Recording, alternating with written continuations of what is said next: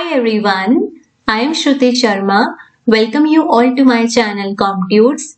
This is the fourth tutorial of income tax, and in this tutorial you will understand the meaning of assessee, deemed assessee and assessee in default. आज के tutorial में हम लोग समझेंगे कि assessee कौन होता है, deemed assessee कौन होता है और assessee in default क्या होता है. क्लियर? तो स्टार्ट करते हैं हमारा आज का सेशन. सबसे पहले जो असेसी है उसको डिफाइन किया गया है सेक्शन 2 सबसेक्शन 7 में. अब N assessee means a person. क्या बोल दिया है कि an assessee means a person. अब इसका मतलब क्या होगा कि जितने भी असेसी होंगे वो सारे के सारे असेसी क्या होते हैं? पर्सन होते हैं. अभी हमने लास्ट ट्यूटोरियल में पर्सन की डेफिनेशन डिस्कस की थी कि पर्सन कौन कौन होते हैं, कि जो आपके इंडिविजुअल है, जो भी हिंदू अनडिवाइडेड फैमिली है, जो भी कंपनी है, फर्म है, association of persons, body of individual, local authority और जितने भी आपके आर्टिफिशियल जुरिडिशियल पर्संस होते हैं. सेक्शन 2 सबसेक्शन 7 क्या कहते हैं कि सारे के सारे असेसी क्या होते हैं? वो पर्सन होते हैं. क्लियर? अब आप सोच रहे होंगे कि सारे के सारे पर्सन भी क्या असेसी होते हैं? नहीं. अब अगर फॉर एग्जाम्पल हम कहते हैं कि ये एक इंडिविजुअल है और इस इंडिविजुअल की जो इनकम है वो 2.5 लाख रुपए से कम है, तो इट मीन्स इसकी कोई टैक्स लायबिलिटी नहीं होगी. अब अगर इसकी कोई टैक्स लायबिलिटी ही नहीं होगी तो क्या ये असेसी होगा? ऑब्वियसली ये असेसी नहीं होगा. ठीक है. लेकिन अगर इसी इंडिविजुअल की जो इनकम है वो 5 लाख रुपीज होगी तो इट मीन्स यहाँ पर उसकी टैक्स लायबिलिटी बनेगी. अब जब इसकी टैक्स लायबिलिटी बनेगी, ये गवर्नमेंट को टैक्स पे करेगा, तो it means he is an assessee. तो इस सारे के सारे असेसी वो पर्सन्स होते हैं, लेकिन सारे के सारे पर्सन्स वो असेसी नहीं होते हैं. क्लियर? तो फर्स्ट लाइन में क्या समझाया है कि an assessee means a person who is liable to pay any tax. मतलब वो पर्सन जो as per income tax act 1961 government को टैक्स पे करता है, जिसकी इनकम टैक्स एक्ट के तहत कोई टैक्स लायबिलिटी होती है, वो क्या होता है? असेसी होता है. Clear? Second, N assessee means a person who is liable to pay any other sum of money under this act, for example interest, penalty, etc. Now what does this mean? कि अगर किसी person ने tax के अलावा कोई दूसरी money, यहाँ क्या लिखा हुआ है? Other sum of money. इसका मतलब क्या है कि अगर किसी पर्सन ने टैक्स को छोड़कर कोई भी दूसरा अमाउंट जो वो इनकम टैक्स डिपार्टमेंट में डिपॉजिट करना होता है उसे, जैसे कि इंटरेस्ट है या पेनाल्टी है, तो उस पर्सन को भी हम क्या कहेंगे? असेसी. कि अगर एक पर्सन ने कोई भी अमाउंट यानी इनकम टैक्स के अलावा कोई भी अगर अमाउंट उसे इनकम टैक्स डिपार्टमेंट में डिपॉजिट करवाना होता है तो उस पर्सन को भी हम क्या बोलेंगे? असेसी. फॉर एग्जाम्पल अगर उसे कोई भी इनकम टैक्स डिपार्टमेंट को इंटरेस्ट देना है या कोई भी पेनाल्टी देनी होगी तो वो भी इनकम टैक्स एक्ट 1961 में क्या कहलाएगा? असेसी ही माना जाएगा. ठीक है. अब फॉर एग्जाम्पल अगर मान लो कोई पर्सन जो है उसने इनकम टैक्स पे करना था लेकिन किसी रीजन की वजह से वो इनकम टैक्स पे नहीं कर पाया है. अगर एक पर्सन है उसकी इनकम टैक्स की से ड्यू डेट आ जाती है और वो टैक्स गवर्नमेंट के अकाउंट में डिपॉजिट नहीं करवा पाता. ठीक है. हो सकता है कि उस टाइम जब उसको टैक्स पे करना होगा तो उस टाइम उसके पास मनी नहीं इतनी अवेलेबल होगी कि वो टैक्स पे कर सके. तो इस केस में जब उसके पास सफिशिएंट मनी अवेलेबल होगी तो जब वो गवर्नमेंट को इनकम टैक्स पे करेगा तो जितना लेट वो गवर्नमेंट को इनकम टैक्स पे करेगा उतना ही उसको इंटरेस्ट भी पे करना पड़ता है. तो इस इंटरेस्ट पे करने के लिए भी वो क्या कहलाया जाएगा? असेसी ही माना जाएगा. क्लियर? दूसरा इसमें क्या है? पेनाल्टी. अब पेनाल्टी का मतलब क्या होगा कि जो भी उसके ऊपर फाइन चार्ज होगा.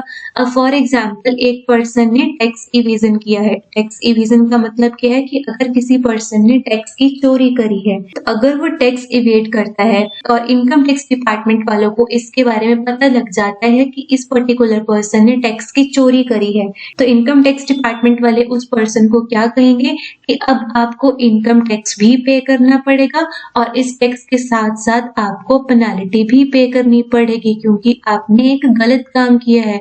तो एज अ पनिशमेंट उस पर्टिकुलर पर्सन को पेनाल्टी भी पे करनी पड़ेगी, और इस पेनाल्टी पे करने के लिए भी वो पर्सन क्या कहलाएगा? असेसी। क्लियर? फर्स्ट क्या था? An assessee means a person who is liable to pay any tax, यानी वो पर्सन जिसे कोई टैक्स पे करना पड़ता है, जिसकी टैक्स लाइबिलिटी होती है as per income tax act 1961. Second, who is liable to pay any other sum of money under this act, यानी कि टैक्स के अलावा उसे जो भी दूसरी मनी इनकम टैक्स डिपार्टमेंट में डिपॉजिट करवानी पड़ती है, जैसे कि इंटरेस्ट, पेनाल्टी, वो पर्सन उसके लिए भी असेसी माना जाता है। Fine. Then third is an assessee means a person in respect of whom any proceeding under this act has been taken for the assessment of his own income or assessment of fringe benefits, यानी कि अगर income tax department वालों ने किसी भी person के against कोई भी प्रोसीडिंग चला रखी है, प्रोसीडिंग मीन्स कि उस पर्सन के अगेंस्ट कोई इंक्वायरी चल रही है या फिर उस पर्सन के अगेंस्ट कोई भी कार्यवाही चल रही है as per income tax act 1961, उसकी इनकम की असेसमेंट के अगेंस्ट या फिर उसके फ्रिंज बेनिफिट्स की असेसमेंट के अगेंस्ट, तो उस पर्सन को भी हम क्या मानेंगे कि वो पर्सन जो है वो असेसी ही होगा। देन फोर्थ पॉइंट क्या है इसमें? An assessee means a person in respect of whom any proceeding under this act has been taken for the assessment of the income of any other person in respect of which he is assessable. अब इसको ध्यान से समझना। Third point में क्या था कि अगर किसी पर्सन की प्रोसीडिंग चल रही है इनकम टैक्स एक्ट में और किस असेसमेंट के अगेंस्ट, उसकी खुद की इनकम के अगेंस्ट, तो वो पर्सन असेसी माना जाएगा। अब फोर्थ पॉइंट में उसने क्या बोल दिया है? Assessment of income of any other person, यानी अगर किसी भी पर्सन के ऊपर किसी दूसरे पर्सन के अगेंस्ट अगर कोई प्रोसीडिंग चल रही होगी तो हम उसे क्या बोलेंगे? असेसी बोलेंगे। फॉर एग्जाम्पल, कभी कभी क्या होता है कि हम किसी पर्सन को असेसी मान लेते हैं, ठीक है। जैसे कोई भी फॉरेनर जो है वो इंडिया में बिजनेस करने आता है और वो इंडिया में बिजनेस करता है, इंडिया से पैसा कमाता है और वापस अपने देश चला जाता है, यानी कि वापस अपनी कंट्री में चला जाता है। अब इनकम टैक्स डिपार्टमेंट वाले बोलते हैं कि ये जो फॉरेनर हमारे इंडिया में बिजनेस करने आया है, ये ऑब्वियसली किसी इंडियन बिजनेसमैन की हेल्प से ही आया होगा, यानी किसी इंडियन पीपल की हेल्प से ही आया होगा। तो अब जो इनकम टैक्स डिपार्टमेंट वाले क्या कहेंगे कि जो फॉरेनर बिजनेसमैन इंडिया में जितना भी पैसा कमा कर गया है वो एक एजेंट के थ्रू ही अर्न करके गया है। वो एजेंट कौन होगा? जो भी इंडिया में बिजनेसमैन इसके कांटेक्ट में होगा वो पर्सन, ठीक है। तो इनकम टैक्स डिपार्टमेंट वाले क्या कहेंगे कि ये जो एजेंट है जिसके थ्रू इस फॉरेनर बिजनेसमैन ने इंडिया में जो भी अर्न किया है, हम इस एजेंट को इस पर्सन की इनकम के लिए क्या मान लेंगे? असेसी मान लेंगे, ठीक है। तो थर्ड पॉइंट में क्या था कि अगर इनकम टैक्स डिपार्टमेंट वालों ने किसी भी पर्सन के ऊपर कोई भी प्रोसीडिंग चला रखी है, कोई भी केस चला रखा है उसकी खुद की इनकम के ऊपर, तो भी वो असेसी होगा। और अगर सेम कि इनकम टैक्स डिपार्टमेंट वालों ने किसी पर्सन के ऊपर कोई भी प्रोसीडिंग चला रखी है किसी दूसरे की इनकम के लिए, यानी income of any other person, तो उस केस में भी वो जो पर्सन होगा उसे असेसी ही माना जाएगा। फाइन।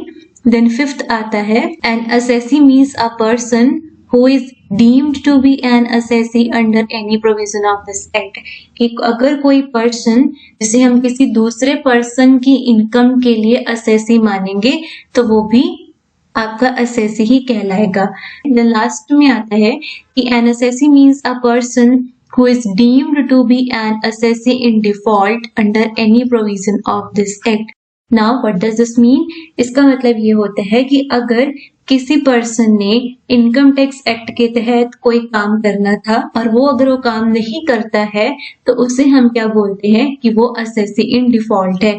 अगर इनकम टैक्स एक्ट में लिखा हुआ है कि जब भी एम्प्लॉयर अपनी ऑर्गेनाइजेशन के एम्प्लॉयज को सैलरी देगा तो उसे वो टीडीएस जो है वो डिडक्ट करना पड़ेगा, और अगर इन केस वो एम्प्लॉयर टीडीएस डिडक्ट करना भूल जाता है तो उस केस में हम उस एम्प्लॉयर को क्या बोलेंगे कि वो असेसी इन डिफॉल्ट है, कि उसे जो काम करना करना था as per income tax act 1961 वो उस काम को नहीं कर पाया है। ठीक है, सो ये होता है आपका एसएससी का डेफिनेशन। तो क्या इसके की पॉइंट्स हैं? नंबर 1, एसएससी को कौन से सेक्शन में डिफाइन किया गया है? Section 2 subsection 7। क्या कहता है कि an assessee means a person, यानी कि जितने भी असेसी होंगे वो सारे के सारे पर्सन होंगे। कौन कौन? Who is liable to pay any tax, जो टैक्स पे करेंगे, जिनकी टैक्स लायबिलिटी होगी। देन सेकंड, जिनकी टैक्स के अलावा दूसरा अमाउंट अगर उन्हें इनकम टैक्स डिपार्टमेंट को डिपॉजिट करवाना होगा, जैसे कि इंटरेस्ट है या पेनाल्टी है, तो उस केस में भी हम उस पर्सन को असेसी मानेंगे। देन थर्ड, अगर किसी पर्सन की अगेंस्ट कोई भी प्रोसीडिंग चल रही है उसकी खुद की इनकम के असेसमेंट के ऊपर या फिर किसी दूसरे पर्सन की इनकम के खिलाफ अगर उसके ऊपर कोई भी प्रोसीडिंग चल रही है तो हम उस पर्सन को असेसी मानते हैं। ठीक है, एंड लास्ट में आता है कि अगर किसी भी पर्सन ने इनकम टैक्स की प्रोसीडिंग्स फुलफिल नहीं करी है तो उस केस में हम उस पर्सन को क्या मानते हैं? Assessee in default. Fine, I hope यहाँ तक आप सबको क्लियर हो गया होगा। अब हम समझेंगे deemed assessee and assessee in default. Now what is deemed assessee? अब हम समझते हैं डीम्ड असेसी। अब डीम्ड असेसी कौन होता है? जब कोई पर्सन किसी और पर्सन की इनकम के लिए असेसी माना जाएगा तब हम उसे क्या बोलेंगे? Deemed assessee. So deemed assessee कौन होता है? वो एक पर्सन जो किसी और पर्सन की इनकम के लिए असेसी मान लिया जाएगा तो हम उसे क्या बोलेंगे? Deemed assessee.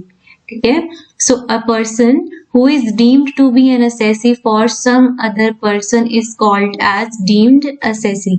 For example, अगर एक बच्चा जो है वो कोई इनकम अर्न करता है, नहीं कोई एक माइनर जो है वो कोई भी इनकम अर्न करता है, फॉर एग्जाम्पल वो रियलिटी शो में जाता है और वहां से जीत कर आता है और उसे वहां से जो भी चेक रिसीव होता है, जो भी उसके इनकम मिलती है, उस इनकम के लिए उसका टैक्स कौन पे करेगा? उसके फादर। तो उस इनकम के लिए डीम्ड असेसी कौन होगा? उसका फादर। यानी कि इनकम किसी और की, असेसी कोई और, कमाया किसी और ने और उस इनकम पर टैक्स कोई और पर्सन पे करेगा तो वो क्या होगा? Deemed assessee. जब एक पर्सन किसी और की इनकम के लिए असेसी मान लिया जाएगा तो हम उसे क्या बोल देंगे? Deemed assessee. क्लियर? दो इसमें एग्जांपल्स बताए हैं, इसको समझते हैं। फर्स्ट है, after the death of a person his legal representative will be treated as an assessee for that income of the deceased on which tax has not been paid by the deceased before his death. For example, एक husband wife है, एक है mister John और इसकी wife है Mary. अब मान लो John का एक अच्छा खासा बिजनेस था, ठीक है, जॉन अच्छा खासा अर्न करता था। अब जॉन की डेथ हो जाती है और जॉन की लीगल रिप्रेजेंटेटिव कौन होगी? उसकी वाइफ। क्लियर? तो अब जब जॉन की से सडन डेथ हो जाती है तो इस केस में जॉन ने जितना भी पैसा कमाया होगा उस कमाई हुई इनकम पर टैक्स कौन पे करेगा? उसकी वाइफ मैरी, जो उसकी लीगल रिप्रेजेंटेटिव है। तो इस केस में जो मैरी है यानी जो जॉन की वाइफ है वो क्या होगी? Deemed assessee. मतलब इनकम किसी और पर्सन ने अर्न करी बट अनफॉर्चुनेटली वो पर्सन उस इनकम पर टैक्स पे नहीं कर पाया। क्यों? किया तो उसकी डेथ हो गई, या वो कोई फॉरेनर था, या वो कोई माइनर था, या वो कोई ल्यूनेटिक था और उसकी कमाई हुई इनकम पर टैक्स कोई और पर्सन पे करेगा तो इनकम टैक्स में उसे क्या कहा जाता है? Deemed assessee. Fine. Then second है, a person representative of foreigner or a minor or a lunatic is treated as an assessee for the income of such foreigner or minor or lunatic. अभी मैंने आपको foreigner का भी example दिया कि for example अगर कोई फॉरेन से एक पर्सन हमारे इंडिया में आकर अगर वो कोई बिजनेस करता है, बिजनेस करके पैसा कमाता है और पैसा कमाकर वो अपनी कंट्री में वापस चला जाता है। अब उसने जो भी इंडिया में बिजनेस किया है वो किसी इंडियन बिजनेसमैन के थ्रू ही किया होगा। ठीक है, तो वो जो इंडियन बिजनेसमैन जो उसका एक एजेंट की तरह से काम कर रहा होगा हम उसे क्या मानेंगे? पर्टिकुलर फॉरेनर बिजनेसमैन के लिए वो उसके लिए क्या हो जाएगा? असेसी। क्यों? क्योंकि वो उसका रिप्रेजेंटेटिव था। क्लियर? सो डीम्ड असेसी सिंपल, जब एक पर्सन किसी और की इनकम के लिए असेसी होगा तो हम उसे क्या कहते हैं? Deemed assessee. अब नेक्स्ट आता है assessee in default. Assessee in default का मतलब क्या होता है कि अगर कोई भी पर्सन जो है वो as per income tax act उसकी कोई रिस्पॉन्सिबिलिटी थी कि उसने ये काम करना था, और अगर वो काम नहीं करता है या उसकी जो भी प्रोसीडिंग्स होती हैं as per income tax act 1961 और वो उन प्रोसीडिंग्स को फुलफिल नहीं कर पाता है, तो उस केस में हम उस पर्सन को क्या बोलते हैं कि he is assessee in default. For example, जब भी एक एम्प्लॉयर अपने एम्प्लॉय को सैलरी पे करता है तो एज पर रूल उसे सैलरी देने से पहले टीडीएस डिडक्ट करना होता है। अब अगर वो टीडीएस डिडक्ट करना भूल जाता है तो उस टीडीएस ना डिडक्ट करने के लिए हम उस एम्प्लॉयर को क्या बोलेंगे, that he is assessee in default. Clear? Similarly दूसरा एग्जाम्पल कि अगर इस एम्प्लॉयर ने जब अपने एम्प्लॉय को सैलरी दी, अब उसने टीडीएस तो डिडक्ट कर लिया, लेकिन वो टीडीएस वो गवर्नमेंट के अकाउंट में ट्रांसफर करना भूल गया, यानी गवर्नमेंट के अकाउंट में उसे डिपॉजिट करवाना भूल गया। तो जो उसने गवर्नमेंट के अकाउंट में टीडीएस डिपॉजिट नहीं करवाया जो उसे करवाना चाहिए था as per income tax act, तो वो इस पर्टिकुलर वर्क के लिए क्या हो जाएगा, assessee in default. Clear? So assessee in default का मतलब क्या होता है कि आपने कोई इनकम टैक्स की प्रोसीडिंग फुलफिल नहीं करी तो आप उस पर्टिकुलर काम के लिए क्या मान लिए जाएंगे, assessee in default. Fine. So इसमें लिखा है कि when a person is responsible for doing any work under the act यानी income tax act 1961 and he fails to do it, और अगर वो उसको नहीं करता है तो he is called an assessee in default.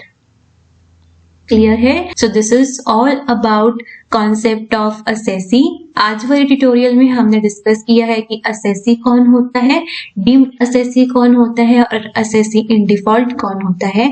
I hope जितना भी हमने इस ट्यूटोरियल में डिस्कस किया है वो आप सबको अच्छे से क्लियर हो गया होगा। And still if you have any doubt or any query you can ask your doubts or your queries in the comment section box below.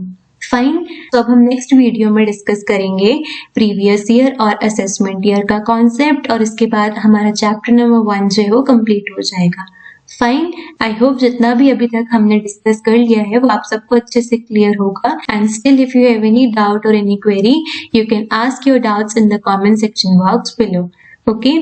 So students, last में if these tutorials are helpful for all of you, then please do share your valuable feedback in the comment section, as your feedback really matters a lot. And also do hit the like button and do share these tutorials and my channel with your friends and your classmates too. Thank you for watching this video. Bye, take care, have a great day ahead, study smart and stay motivated.